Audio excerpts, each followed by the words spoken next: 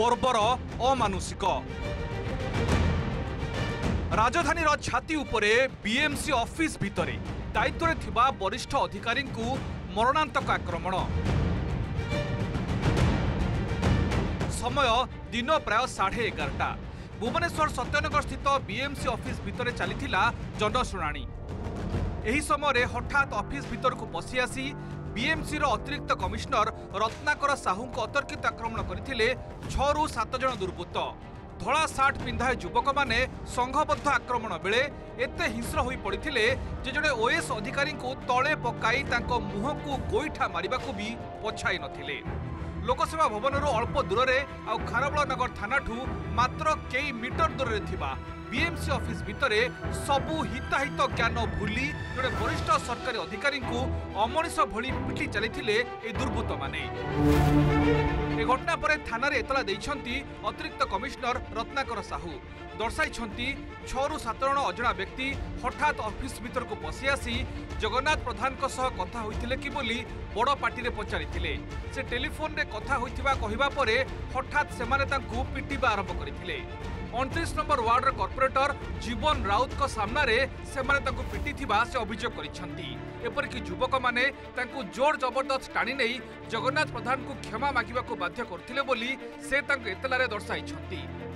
Grievance पाखापाखि सरी आसला बेलू आज बेसी ग्रीवांस नथिला तो 5-6 जन पशिले मु भाई बोधे से ग्रीवांस देवे तो आमर कॉर्पोरेटर जीवन बाबू सेठी थिले। जीवन बाबू मत खाली पचारे सार कौन आप जगा भाई किसी कहले कि कहले मुझे किसी क्या मिसबिहेव ना कहले मिसबिहेव कले ना मुझे मिसबिहेव करनी तो एतिक से मत मैन हैंडलिंग करी टणाटण घोषणा करके सेटा तो मुझे जानी पारिबनी कारण मुझे चिन्ह ना टोटाल। अत्यंत दुर्भाग्यजनक कथा जे ऑफिस भितर जड़े कार्यरत सीनियर ऑफिसर को जो भली भाव में आज माड़ मरा गला एमिति एठू जड़ा पड़ुची जे माने राज्यर आईन श्रृंखला केमती रही 5 ରୁ 6 जन दुर्बृत्त भितर पशिकी गोटे ऑफिसर को झिंकी झिंकी मारिबा आपण देखिले आश्चर्य हेबे किभली भाव में से माड़ मरा है। पुलिस तदंत करुचंती जहा घटना घटी पुलिस से कथा को अनुध्यान करुची पुलिस इनक्वारी करुची से ऑफिसर कौन से एक जल साथी की जड़े महिला को दुर्व्यवहार करथिले। ए घटना तार ठीक परवर्ती अवस्था सकाळे से घटना घटी एवं तार परवर्ती अवस्था ए कथा उठी 2 पटु एफआईआर है पुलिस तदंत करिबा एवं जो माने दोषी तांको विरुद्ध निश्चित भावे कार्यानुष्ठान ग्रहण करिबा। अतिरिक्त कमिश्नर के भली मरणांतक आक्रमण पर कार्यबंद आंदोलन को ओह्लाइछंती बीएमसी कर्मचारी माने। जे पर्यंत दोषी विरुद्ध में कड़ा कार्यानुष्ठान निया जाए नहीं से पर्यंत आंदोलन करिवे बोली सेमाने कहछंती। घटना को निंदा करबा सह सुरक्षा दाबी करिछंती। सेपटे स्थिति को देखी बीएमसी ऑफिस रे व्यापक पुलिस फोर्स मुतयन करा जायछि।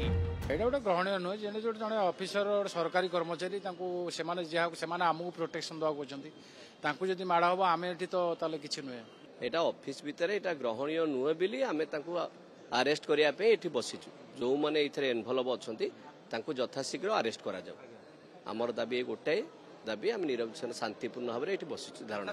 कैपिटल एक गुरुत्वपूर्ण सरकारी प्रतिष्ठान रे एते निर्भय होई आक्रमण करिथिबा ए युवक माने वास्तव में किए दायित्व रे थिबा जने वरिष्ठ ओएस अधिकारी को एमाने काहे कि एभली आक्रमण कले कहा बल रे बलियान ए असामाजिक युवक माने एमाने को एभली आस्फर्धा पछरे किए रहिछि।